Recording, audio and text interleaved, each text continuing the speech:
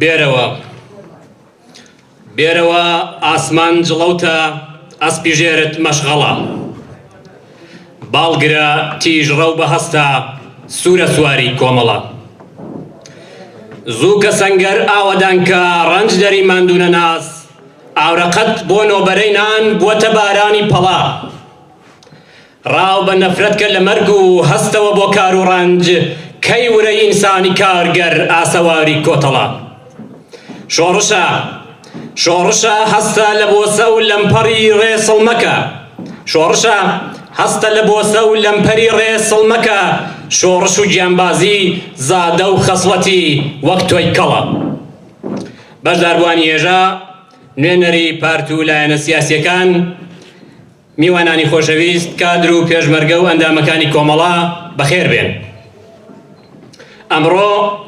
لێرە و لە شاری وەرسێنسی وڵاتی دانمارک بۆ بەرپاکردنی ساڵوەگەڕی ئاشکرابوونی خەباتی پڕ لە شانازی کۆمەڵە پێکەوە کۆبووینەتەوە تا ڕێز لە ڕێبازێک بگرین کە هەزاران کوڕ و کچی خوێنگەرمی کورد گیانیان لە پێناو ئارمانجەکانیدا باخت کرد هەزاران ڕۆڵەیەم گەلە ئەزموونی زیندانەکانی شاو حکوومەتی ئیسلامیان لە پێناو ڕێبازەکەیدا کرد و دەیان و بگرە سەدان لاوی کورد بە سرودەکانی کۆمەڵە چوونە پای ئەعدام هەتا ئێستاش ڕیزەکانی بەردەوامە لە ئینسانی خەباتکار و تێکۆشەر و هەتا ئێستاش جێگای هیوای گەلی کوردە لە کوردستانی ڕۆژهەڵات بۆ هەڵاتنی خۆری ئازادی و ڕزگاری گەلی کورد و دابینی دموکراسی و عەداڵەتی کۆمەڵایەتی و سڕینەوەی نادات پەروەری ڕەگەزی و چینایەتی 26 ڕێبەندان ساڵوەگەڕی گیانباختکردنی هاوڕێ ڕێبەر و قارەمانی زیندانەکانی پاشایەتی و پێشەنگی خرۆشانی شەقامەکان کاک حەمەحسەینی کەریمی لای ئێمە ساڵوەگەڕی پەیمان تازەکردنەوە و ئومێد و خۆڕاگریە لە پێناو هیواکانماندا بۆ گەلەکەمان بەخێر بێن جارێکی دیکە بۆ ڕێوڕەسمی 26 ڕێبەندان ڕۆژی کۆمەڵە خۆشەویستان ڕیزی بەرنامەکانی ئەم ڕێوڕەسمە بەم شێوەیە دەبێت لە بەشی یەکەمدا سەرەتا بە سرودی بانگەواز سرودی ڕەسمی نێوڕیزەکانی کۆمەڵە ڕێوڕەسمەکە دەکەینەوە پاشان دەقیقەیەک بێدەنگی ڕادەگرین بۆ گیانی پاکی شەهیدانی کۆمەڵە و هەموو شەهیدانی بزوتنەوەی ڕزگاری خوازانەی گەلی کورد هاوڕێ ئەبوبەکر مودەڕسی جێگیری سکرتێری گشتی کۆمەڵە و ئەندامی دەفتەری سیاسی لە ڕێگای سکایپ و لە کاتێکدا کە بەشداری ڕێوڕەسمی کۆمەڵەیە لە سوێد و هەر لە ئێستادا یان تاوێکی دیکە وتار پێشکەش دەکات پەیامەکەیمان پێدەگات پەیام و بروسکەی پارت و لایەنە سیاسیەکان و ڕێکخراوەکان دەخوێندرێتەوە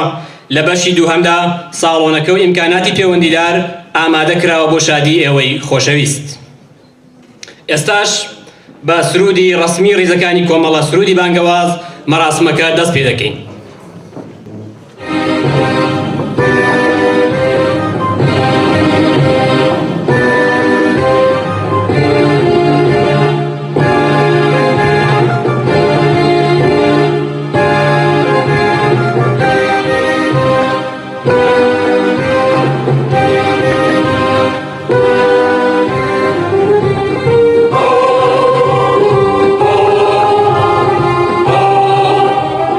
Oh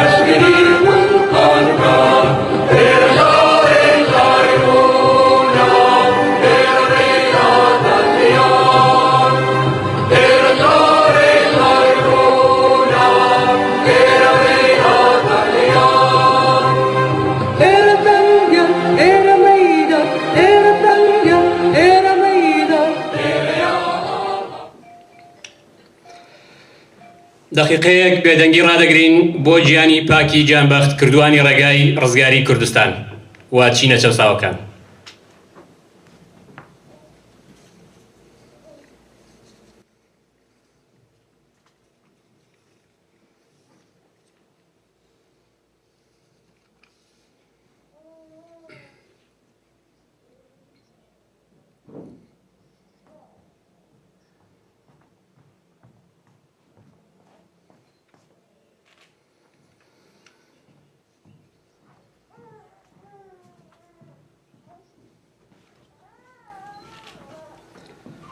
خۆر لە ئامێز بگرە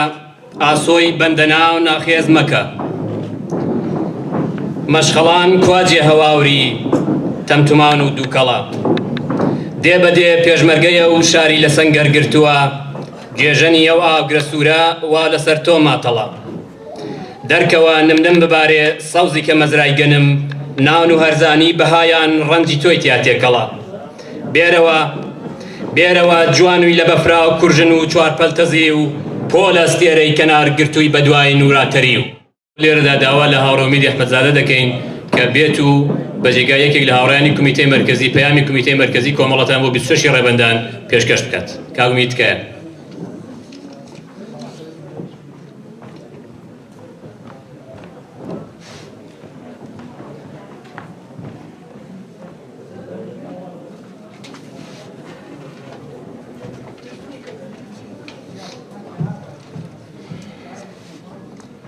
جەماوەری خەباتکاری کوردستان کرێکاران و زەحمەت کێشان هاوڕێیانی کۆمەڵە کمیتەی ناوەندی کۆمەڵە بە بۆنەی 26 ڕێبەندان ڕۆژی هەڵسوڕانی ئاشکرای کۆمەڵە پڕ بەدڵ پیرۆزباییتان لێ دەکا لە 37مین ساڵوگەڕی خەباتی ئاشکرای کۆمەڵە پیرۆزبایی گەرمان ئاراستەی بنەماڵەی شەهیدانی کۆمەڵە هاوڕێیانمان لە بەندیخانەکانی کۆماری ئیسلامی دەکەین کە بە خۆڕاگەریان بە هەمومان وزە و هیوا دەبەخشن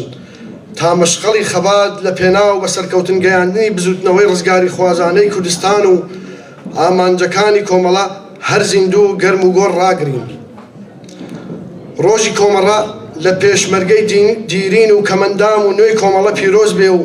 بێگومان وەک هەمیشە دەبێتە ڕۆژی پەیمان تازەکردنەوە بۆ دەرێژەدانی خەبات لەگەڵ ئێوەی خۆشەویست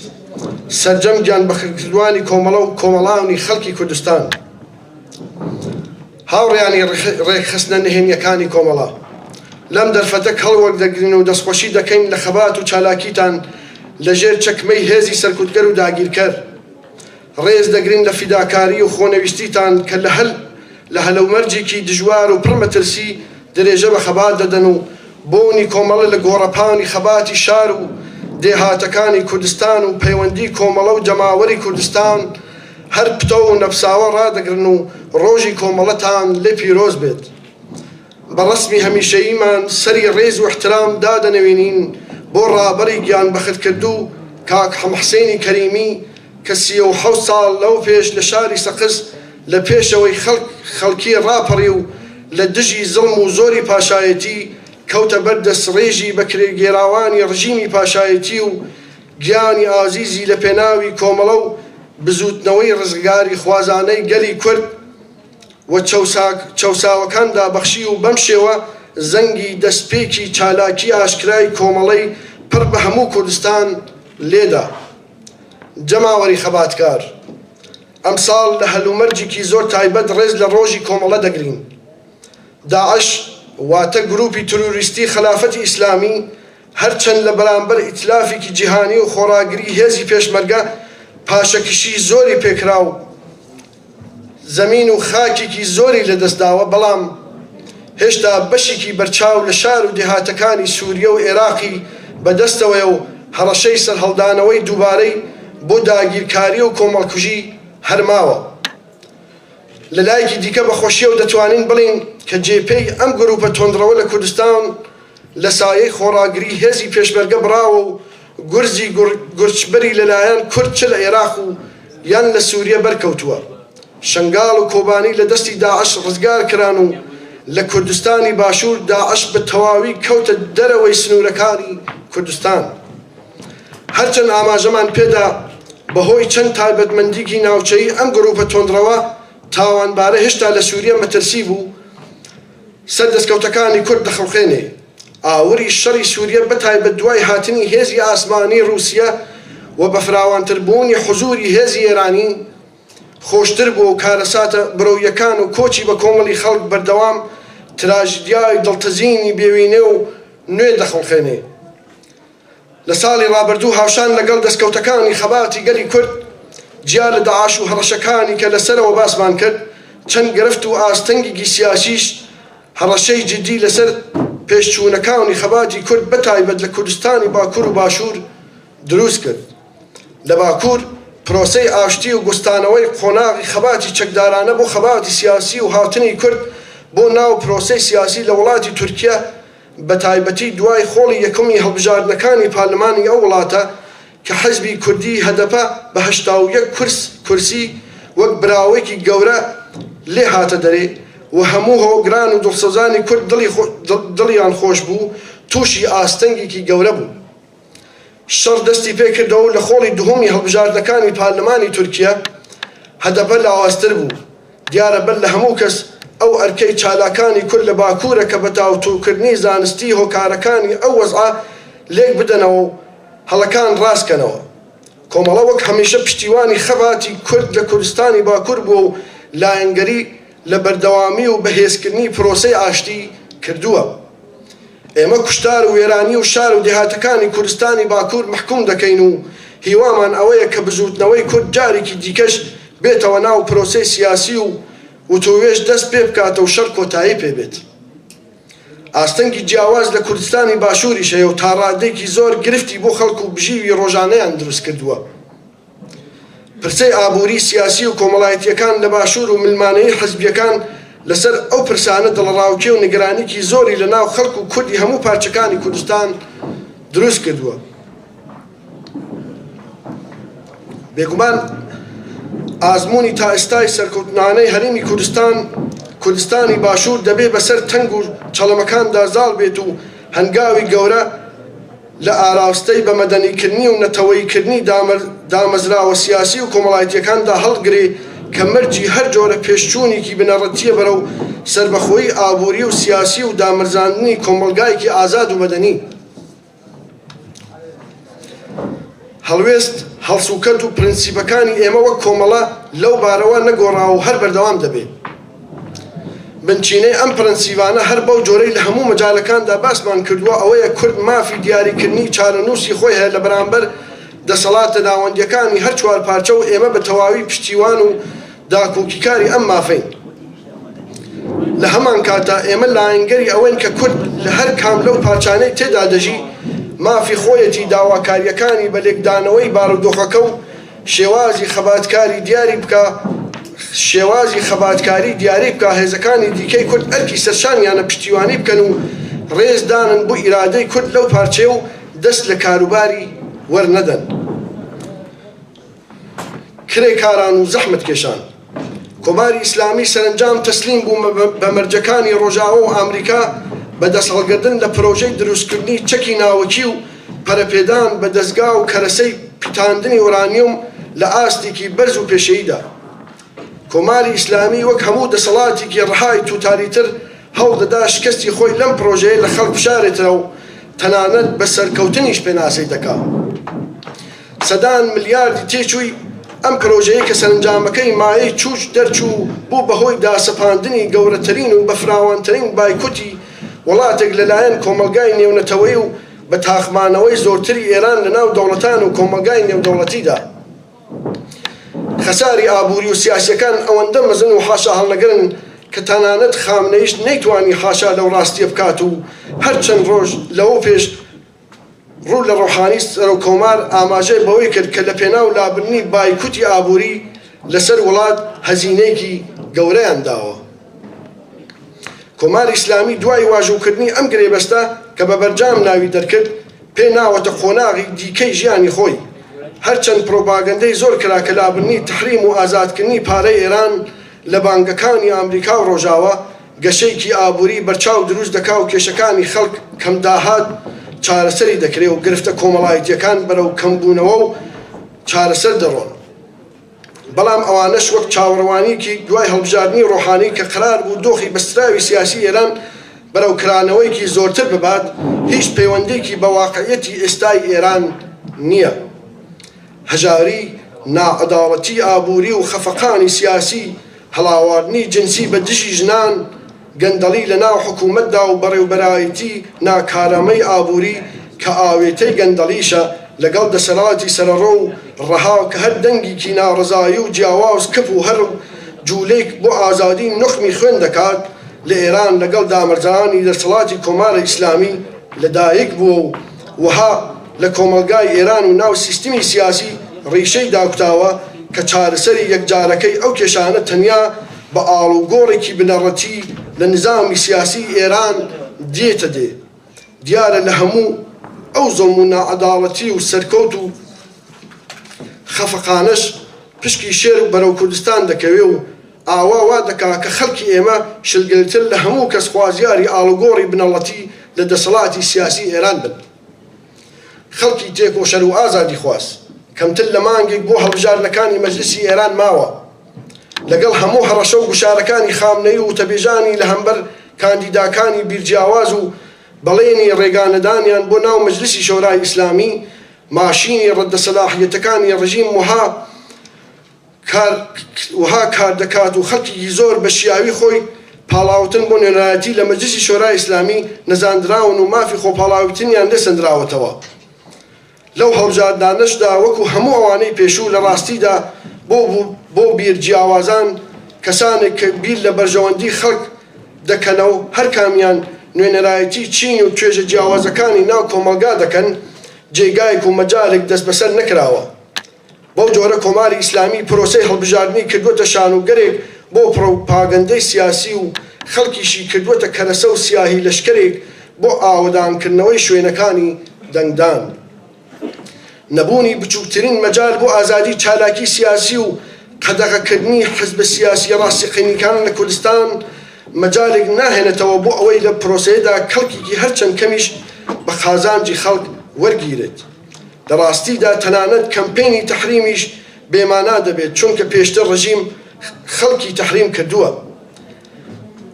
هەر ئەو جۆرەی بەشداریکردنیش بوون بە سیاهی لەشکری دەسەڵاتی سیاسیە. ڕاستی ئەوەیە کە خەڵکی ئێران بەگشتی و خەڵکی کورد بە تایبەتی لە مافی بەشداریکردن لە چارەنووسی خۆیان لە ڕێگای هەڵبژاردنەکان بێبەش کراون. لە بەرامبەر شانۆی هەڵبژاردننی ڕژیم دەبێ بەر لە هەموو شتێک لە دژی ئەو بێمافیە ڕاپەڕین.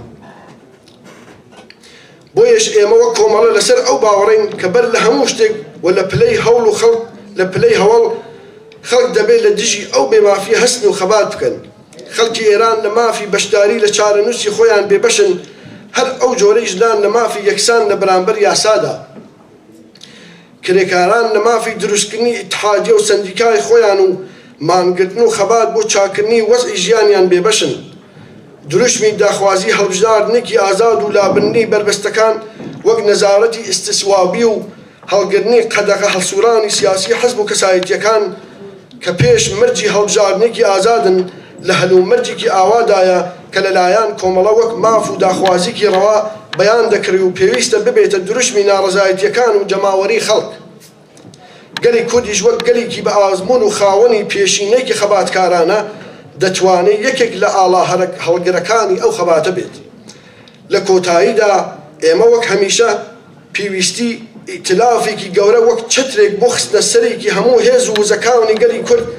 لە دژی کۆماری ئیسلامی و بیر دەخەینەوە و کۆماری ئیسلامی دیاردێکی مربوط بە ڕابردوو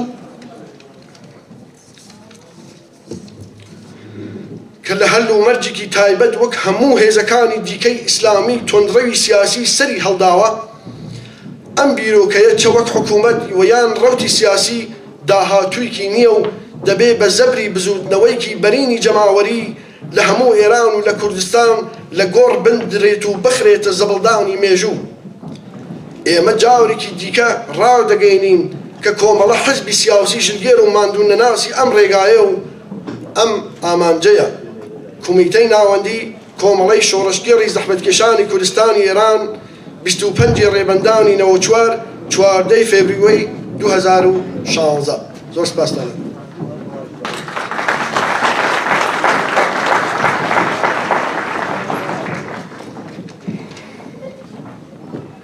باسکی پاڵەی لە کار و چێڵگەدا و ڕەشەڵگەڕاو ڕندێکی گوندی لە مستی خاک بە زۆر داژیر کراو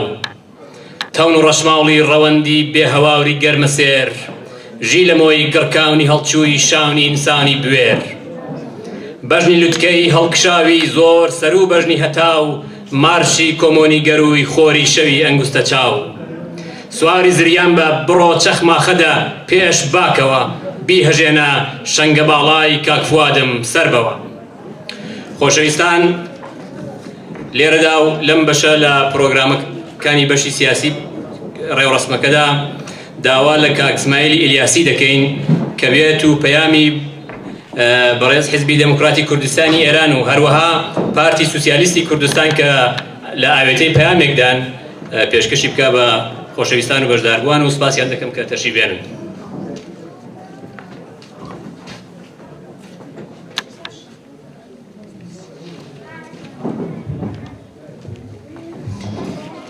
بەڕێز کۆمیتەی شۆڕشگەڕی زەحمەتکێشانی کوردستانی ئێران وێڕای سڵامی گەرم و دۆستانە بە ناوی کۆمیتەی حیزبی دیموکراتی کوردستانی ئێران و پارتی سوسیالیستی کوردستان لە وڵاتی دانمارک پیرۆزبایی 26 ڕێبەندان 37مین ساڵڕۆژی دامەزراندنی کۆمەڵی شۆڕژگەری زەحمەتکێشانی کوردستانی ئێران لە ئێوە و ئەندامانی کۆمەڵا دەکەین. بەڕێزان ئەمڕۆ لە کاتێکدا یادی 37مین ساڵڕۆژی دامەزراندنی کۆمەڵە دەکەینەوە گەلی کورد و خەباتی نەتەوەی کورد لە ئاست جیهاندا زۆر بەڕوونی ناسراوە و کورد وەک تەنیا نەتەوەی ڕۆژهەڵاتی ناوەڕاست کە دیفاع لە دەستکەوتە مرۆڤیەکانی گەلانی ناوچەکە دەکا و پێشمەرگە وەک هێزێکی پارێزەری کەرامەتی ئینسانی دەناسرێت کە لە بەرامبەر درنترین تیرۆریستانی جیهان واتە داعش هاوپەیمانەکانی شەڕی ئازادی و دیفاع لە دیموکراسی دەکات. هەروەک هەموو لایەک ئاگادارن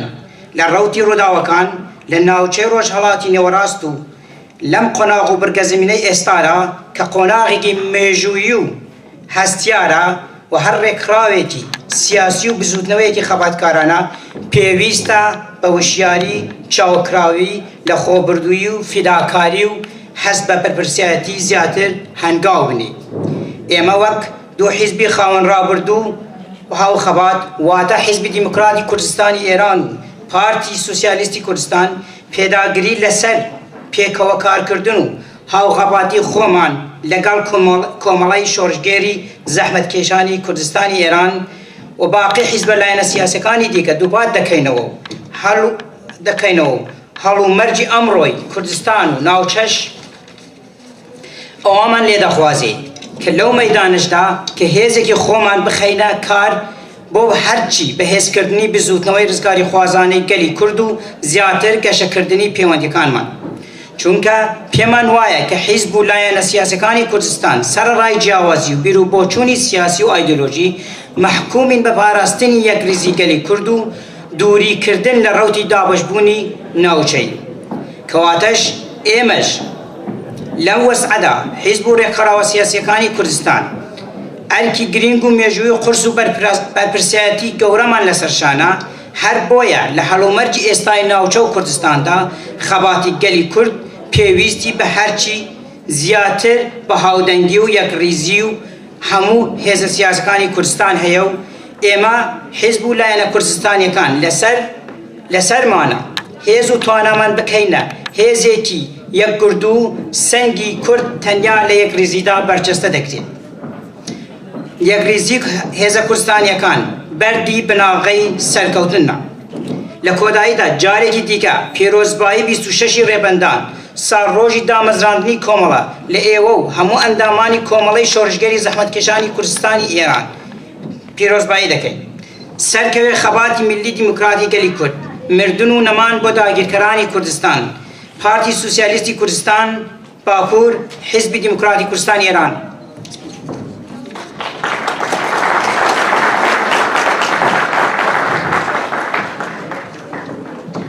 هەر لە درێژەی و پەیامانەدا کاک سالار میرابی لەلایەن پارتی سەربەستی کوردستانەوە پەیامی پارتەکەی ئاراستە دەکات. کاک سالار تکایە وەربگرێت.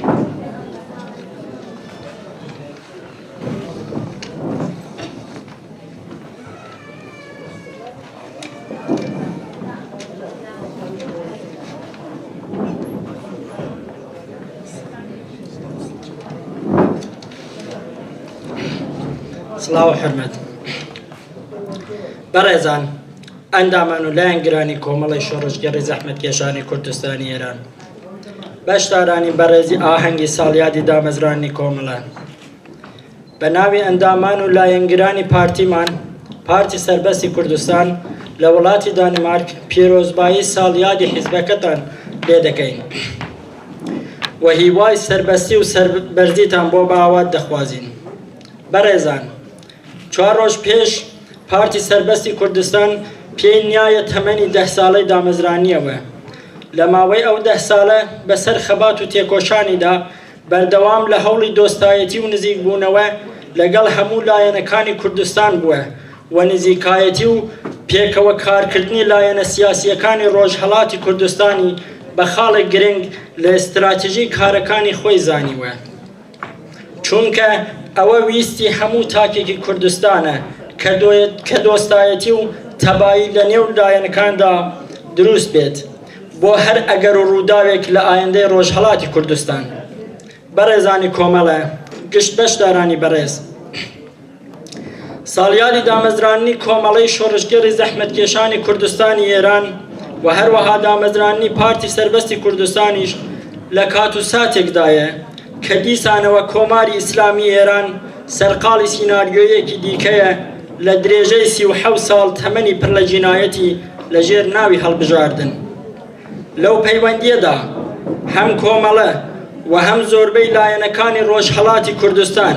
بایکوتی هەڵبژاردنەکانی ڕاگەیاندووە و هەروەها لەو پەیوەندیەدا پارتی سەربەستی کوردستان لە بەیاننامەی ئەنجومەنی سەرکردایەتیدا بەڕوونی ئاماژەی بە بەشداری نەکردن و هۆکارەکەی کردووە و تێدا داوا لە خەڵکی ڕۆژهەڵاتی کوردستان کردووە کە بە هیچ شێوەیەک لەو کایەی کۆماری ئیسلامی ئێران لەژێر ناوی هەڵبژاردن بەشداری نەکەن. جارێکی دیکە پیرۆزبایی گەرمتان ئاراستە دەکەم هەر شەکاوە بێت خەبات لە پێناو سەربەستی و سربەخۆیی ڕۆژهەڵاتی کوردستان و هەموو بەشەکانی کوردستان. بەڕێزەوە نوێنەرایەتی پارتی سەربەستی کوردستان لە وڵاتی دانمارک 22/2016.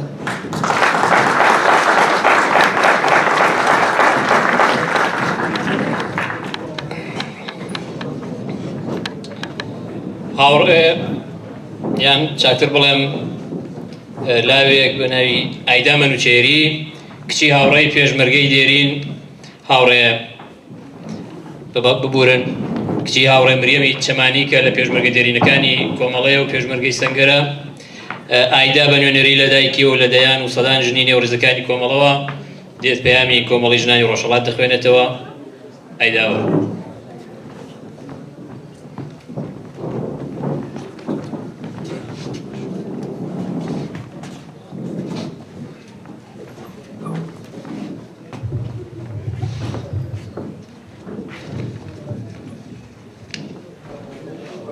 پەیامی کۆمەڵەی ژنانی ڕۆژهەڵات لە دانمارک بۆ ڕۆژی کۆمەڵە. بەشداربوانی بەڕێز، نوێنەری پارت و لایەنە سیاسیەکان بەخێربێن بۆ ڕێڕەسمی ڕۆژی کۆمەڵە لە دانمارک. بەختەوەرین کە جارێکی دیکە بە گوڕوتینی پێویستەوە ڕێوڕەسم 26 ڕێوەندان و ڕۆژی کۆمەڵە لێرە لە شاری هۆرسێنسی وڵاتی دانمارک بەڕێوە دەچێت. هەروەها بەختەوەرین کامڕۆیادی تێکۆشانی دوورودرێژی لایەنێکی سیاسی کوردستان دەکەینەوە کە مێژوەکەی لێواولێ و لە خەبات و گونەهێنانی مەیدانی ژنان بە ڕێکخراوێکردنیان لە ڕاستیدا داهێنانی خەباتی ژنان لە کوردستان و لە مێژوەکەی خۆیدا تۆمار کردووە. بەڵێ کۆمەڵە و لە کۆمەڵەدا سەدان ژنی تێکۆشەر و شۆڕشگر بوونە پێشەنگ و گیانی خۆیان بەخت کرد و بوونە سەرمەشق بۆەوەی جێگای ژنان لە بزوتنەوەی کووردا بۆ دیاتنی مافینەتەوەی و عەداڵەتخوازی دموکراسی خوازی خاڵی نەبێت. خۆشەویستان، لەم کاتەدا ئەم ڕێوڕەسمە لێرە بەڕێو دەچێت جێگای خۆیەتی ئەو بابەتە باس بکەین کە چالەکانی ناخۆی ژن لە کوردستان و لە ئێران لە جاران زیاتر تووشی سەختی و فیلتر و ڕێگرە جۆرا و جۆرەکانن. گەلێک چالاکی ژن ئێستا لە زیندانەکاندان و گوشارەکانی یاسای مێتودە جۆرا و جۆرەکانی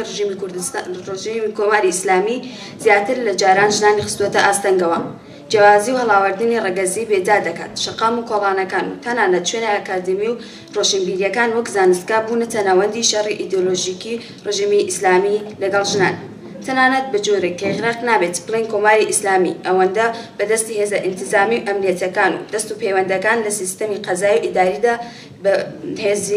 هەزینە بۆ سەرکوتی ژنان سەرف دەکات. هیچ کات نیوی ئەوە ئێنێرجی و هەزینەی ماڵی و ئینسانی بۆ ئەمنیەتی شارمەندان سەرف ناکات. کۆماری ئیسلامی یارمەتیدەری بەقای پاشمەوەکانی سونەتە خراپەکانە و بە بیانووی پارێزگاری لە کولتور و دابوونەریتەکان ئەسی دەکات بە ڕووی ژناندا و تووشی تیان ئازاری جەستەی و دەرونی جۆراجۆریان دەکات. وە لە پاڵ هەوڵدان بە دیاتنی سەرجەم مافەکانی گەلی کورد و خەبات بۆ چەسپاندنی کەلتور دیموکراسیدا جار دیکەش و لەم بۆنەیەدا پێداگیری دەکەینەوە کە خەباتی مافی ژنان بەتایبەت لە کۆمەڵەتدا وەک سەرتاسەری میژوەکەی دانەبراو لە بۆرەکانی دیکە خەبات و درێژەدان بە ڕێبازی کۆمەڵە بۆ دابینی مافی ژنان بەتایبەت لە کوردستانی ڕۆژهەڵاتە بە حیاتی دەزانین. کۆمەڵی ژنانی ڕۆژهەڵات لە دانمارک 22/2016. زۆر سپاس.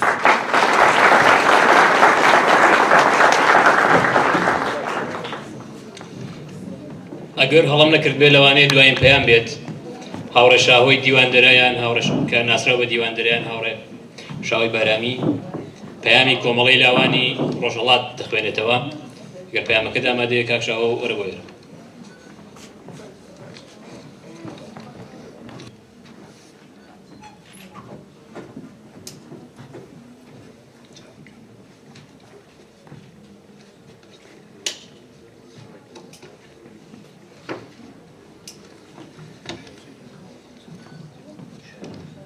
پەیامی کۆمیتەی کۆمەڵەی لاوانی ڕۆژهەڵات لە دانمارک. میوانانی بەڕێز، کەسایەتیە سیاسیەکان، نوێنەرانی حیزب و لایەنەکان، کادر و ئەندام و لایەنگر و دۆستانی کۆمەڵە، پیرۆزبایی 26 ڕێبەندان ساڵڕۆژی ئاشکرابوونی خەباتی کۆمەڵە لە ئێوە و بنەماڵەی سەربەرزی شەهیدان و زەندانیانی سیاسی و هەروەها هاوڕێیانمان لە شانە نهێنیەکانی کۆمەڵە لە نێوخۆی ڕۆژهەڵاتی کوردستان و سەرجەمگەلی کورد دەکەین لەسەر تاخواری کوردستان. 47 ساڵ لەمە پێش کۆمەڵە لە زانکۆی تاران و بەنهێنی لەسەر دەستی کۆمەڵێک گەنجی کورد و بۆ بەرەنگاری ستەم و غەدر و داگیرکاری و هەروەها خزمەتی خەڵک و تێکۆشان لە پێناو بەهای ئینسانیەکان و بەدەیهێنانی دنیایەکی ئازادتر دامەزرا. 9 ساڵ بەسەر کاری نهێنی و ڕێخستن و ئەزمون و خەبات و گیران و زندان و ئەشکەنجە و نەهامەتیەکانی چالاکی و پێگەیشتنی کۆمەڵە لە سەردەمی دیکتاتۆری لە گۆڕنرا و تێپەڕی و کۆمەڵە ئەژنۆی بە هیچ نەشکا و باڵای کرد تا لە ڕێبەندانی 57 و بەژانی شەهیدبوونی هاوڕێ حەمەحسێنی کەریمی یەکێک لە دامەزرێنەرانی کۆمەڵە قۆناغ بگوازێتەوە بۆ خەباتی عەلەنی و ئاشکرا و بڕوە تا کوردستانی ئازادی ژێردەسەڵاتی پێشمەرگە و هێزە کوردیەکان ببێتە تەنها بەشی دیموکرات و ئازاد و سێکولاری وڵاتێک کە شۆڕشە تازە سەرکەوتوەکەی بەلاڕێدا براوە. زۆری نەخایاند ئاغاکانی تاران کە تازە تامی دەسەڵاتیان کردبوو سەر و چاوی ڕاستەقینەی خۆیان نیشاندا و چیتر ئازادی و سربەستی بەشی ئازادکراوی ڕۆژهەڵاتی کوردستانیان پێتەحمل نەکرا و هێرشیان کردە سەر کوردستان و هەرچی عەمامە بەسەر و ڕیشنیان بوهێنایان تاوەکو کوردستان جارێکی دیکە داگیر بکەنەوە. بۆیە ئەوە دووبارە لاوانی کورد بوون بە کوڕ و کچەوە، دەستیاندایە خۆڕێکخستن و مقاومەت لە بەرامبەر داگیرکاری و زۆرداریدا و بە سەدان و هەزاران لاوی کورد دەستیاندایە چەک و بە هەزارانیشیان هەر لەو پێناوەدا باوەشیان بە مەرگدا کرد. تا بەو شێوەیە چرای خەبات و مقاومەت و هیوای گەل و میلەتێک لە مردن و لە ناوچوون و کوژاندنەوە بپارێزن. بە باشی ئەرکی خۆیان بەجێگەیاند و بەجێگەیاند تاوەکو ئەوڕۆ بەدەستی نەسلی ئەمەی بسپێرن. جارێکی دیکە باری خەبات بەسەر شانی نەسلێک لەسەر شانی نەسلێک بە نەسلێکی دیکە لە لاوانی وڵاتەکەیان بدەن.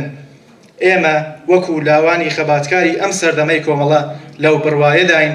مۆتۆر و دڵی بزوێنەری کۆمەلگا و ئینقلاب و شۆڕش و جوڵانەوە گەنج و لاوە و ئەوە توانا و ئیرادە و وزەی ئەوانە قسەی کۆتایی لەو بوارانەدا دەکا و بۆیەشە چاوی دۆست و دوژمن لەوانە. بە بڕوای ئێمە ئازادی و سربەستی و یەکسانی و عەداڵەتی کۆمەڵایەتی تەنها بەوزەی گەنج دەستە بەردەبن و بە وزەی گەنجیش دەپارێزرێن و ئەزمموی گەلان و شۆڕشەکانیان و سەرکەوتن و خوارکەوتنەکانیان ئەوەمان پێ ئیسبات دەکەن کە کارتێکەری سەرەکی لە سەرکەوتن یان ژێرکەوتنی هەرگەلێک ئیرادە و هەڵسوورانی خودی ئەو گەلە و چین و توێژەکانی و بە تایبەتی لاوانیەتی.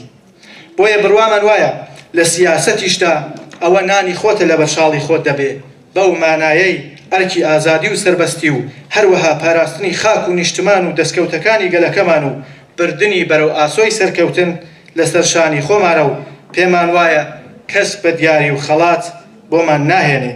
بۆیە چاوەڕوانی و تەوەقعی نەسلی خەباتکاری ئەوڕۆ و میراتگری ڕێبازی شەهیدەکانمان لەسەر جەمگەلی بندەست و مافخراومان بەتایبەت توێژی لا و گەنج ئەوەیە بەشداری لە سیاسەت و تێکۆشان و خەبات بۆ دیاریکردنی چارەنووسی خۆیان بن و بە هەر کام لە ڕێگا و شێواز و مێتۆدەکانی خەبات کە بۆ خۆیان پێیان باشە و پێیان گونجاوە و پێیان دەکرێ دەست بدەنە دەستی خەباتکارانی دیکەی گەلەکەمان بۆ بردننی بەرەو سەرمەنزڵی سەرکەوتن. لە کۆتاییشدا ڕای دەگەێنین ئێمە لاوانی خەباتکاری ئەو ڕۆی ڕۆژهەڵاتی کوردستان ئاگاداری هەستیاری و ناسکی قۆناغەکە و هەواڵی بەشەکانی دیکەی کوردستان لە باکوور و باشوور و ڕۆژئاواین و وەک هەموو مێژووی خەباتمان خۆمان بە هاوخەمی خەمەکان و لە خۆشیشدا بە هاوبەشی سەرکەوتنەکانیان دەزانین و هیوە و ئاواتمان گەیشتنیانە بە ماف و ئاوات و ئامانجەکانیان. کوردستانێکی ئازاد بە دوور لە ستەم و داگیرکاری و چەوساندنەوە و تەحقیر و هەڵاواردن بۆ هەمومان بە ئاوات دەخوازین. سەرکەوێ خەباتی عەداڵەتخوازانەی گەلەکەمان کۆمیتەی کۆمەڵەی لاوانی ڕۆژهەڵات لە دانمارک 20 فێبریواری 2016.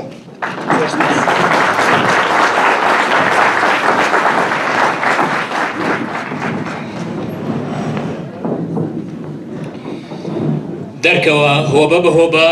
بەردەباوزی ڕێگەتن، ڕەنجدەرن خەڵکی هەژاورن کارگەری بەشمەینەتن. بێرەوە ئاسمان جڵەوتە ئەسپی ژێرت مەشغەڵە، باڵگرە تیژ ڕەو بە هەستە سوورە سواری کۆمەڵە. خۆشەویستان، زۆر سپاس بۆ بەشداری هەموو لایەک و زۆر سپاس بۆ ئەوەی کە هێمنی قاعەکە و هێمنی ڕێوڕسمەکە پارێزرا لەلایەن کۆمیتەی کۆمەڵە لە وڵاتی دانمارکەوە. جارێکی دیکە سپاس و دەستخۆشی لە هەموو بەشداربووانی خۆشەویست دەکرێت. لێرەدا و لە کۆتایی ڕێوڕسمەکەدا بۆ بەشی دووهەم خۆشەویستانی هونەرمەند ئومێد شەریفی و ڕەهێڵ لە کۆڕەکەماندان و بەشی دووهەمی بەرنامەکە تایبەتە بە ئاهەنگگێڕان و شایدی و خۆشی ئێوەی خۆشەویست. هەتا ئەو کاتێک کە گروپی موزیک ئامادە دەبن و کارەکانیان دەست پێ دەکەن، چەند پارچەیەک موزیک وەک ئیسراحەت یا برێک یا پشوو دەبیستین. پاش ئەو پارچە موزیکانە ئەو جارەکانی گروپی موزیک ئامادە دەبێت و قاعەکە لە خزمەت ساڵۆنەکە لە خزمەت ئێوەی خۆشەویستدایە بۆ شادی و خۆشی. لە کۆتاییدا بە هیوای سەرکەوتنی بزوتنەوەی گەلی کورد لە هەمووی پارچەکان سەرکەوێ خەباتی کورد لە کوردستانی ڕۆژهەڵات بژی کۆمەڵە بژی هەموو حیزبەکانی کوردستان.